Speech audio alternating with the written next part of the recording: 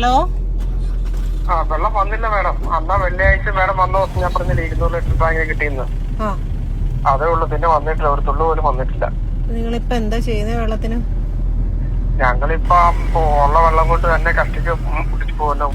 കഴിഞ്ഞ ദിവസം തോട്ടില് പോയി, ഓട്ടോറിക്ഷ ഓടിച്ചിട്ട് തോട്ടിൽ പോയി. തുണിയെല്ലാം കൂടെ ചാക്കിൽ വാരിക്കെട്ടി അവിടെ നടുക്കണ്ടത്തിൽ ആ ഫിലിപ്പിയേട്ടന്റെ ഫ്രണ്ടിലെ കടവിൽ പോയി. 150 രൂപ ഓട്ടോക്കാശം കൊടുത്ത് അലക്കാൻ കടയിൽ കുളിക്കാൻ വേണ്ടി. പിന്നെ കുടിക്കാനുള്ള വെള്ളം അപ്പുറന്ന് രാവിലെ പോയി 2-3 കുടം കോരിക്കൊണ്ട് വരും. രാവിലെ ഉള്ളത് പിന്നെ വെട്ടാൻ തുടങ്ങുമല്ലോ. രാവിലെ ഇച്ചിരി വെള്ളം ഉണ്ടാക്കിട്ടില്ല, അങ്ങനെ ചെയ്തോണ്ടിരിക്കുന്നത്.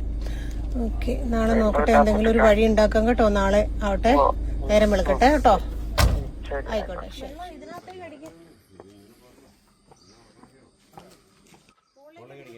തൊടുപുഴ നടുക്കണ്ടം ഷിറോസ് ജംഗ്ഷൻ്റെ ഉൾഭാഗത്തേക്ക് ഏതാണ്ട് ഒരാഴ്ചയായി കേട്ടോ വെള്ളം വന്നിട്ട്.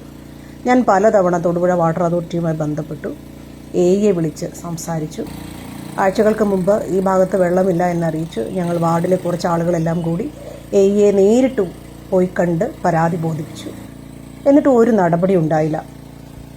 ഇന്നലെ ഷിബു എന്നെ വീണ്ടും വിളിച്ചു, വെള്ളമില്ല ഇവിടെ, ഒരു രക്ഷയില്ല. ഞാൻ രാത്രിയിൽ തന്നെ വെള്ളം അടിച്ചു കൊടുക്കാനുള്ള തയ്യാറെടുപ്പുകൾ നടത്തി.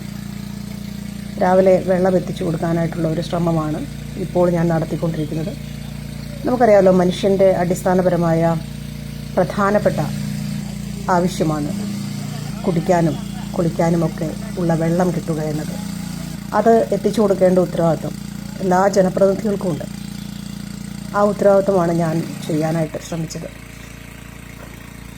വാട്ടർ അതോറിറ്റിയുടെയും വകുപ്പിൻ്റെയും കുറ്റകരമായ അനാസ്ഥയ്ക്കെതിരെയുള്ള എൻ്റെ പ്രതിഷേധം കൂടിയാണിത്. അമൃതം കുടിവെള്ള പദ്ധതിയുടെ പൈപ്പുകൾ ഇവിടെ എല്ലാം സ്ഥാപിച്ചിട്ടുണ്ട്. അതിനും ഒരു നീക്കുപോക്കില്ല. വകുപ്പ് മന്ത്രി റോഷി അഗസ്റ്റിൻ മുൻപ് പറഞ്ഞത് നമ്മൾ ഓർക്കുന്നില്ല, 100 ലിറ്റർ വെള്ളമാണ് ഓരോ കുടുംബത്തിനും വേണ്ടത്. യഥാർത്ഥത്തിൽ 500 ലിറ്റർ വെള്ളമെങ്കിലും ഒരു കുടുംബത്തിന്, 5 അംഗങ്ങളുള്ള ഒരു കുടുംബത്തിന് അത്രയുമെങ്കിലും ഏറ്റവും മിനിമം ആവശ്യമുണ്ട്. അങ്ങനെ വേണ്ടിടത്ത് ഒരു 100 ലിറ്റർ വെള്ളമെങ്കിലും ഈ കുടുംബത്തിന് എത്തിച്ചു കൊടുക്കാൻ വകുപ്പ് തീരുമാനമാകണമെന്നാണ് എനിക്ക് പറയാനുള്ളത്.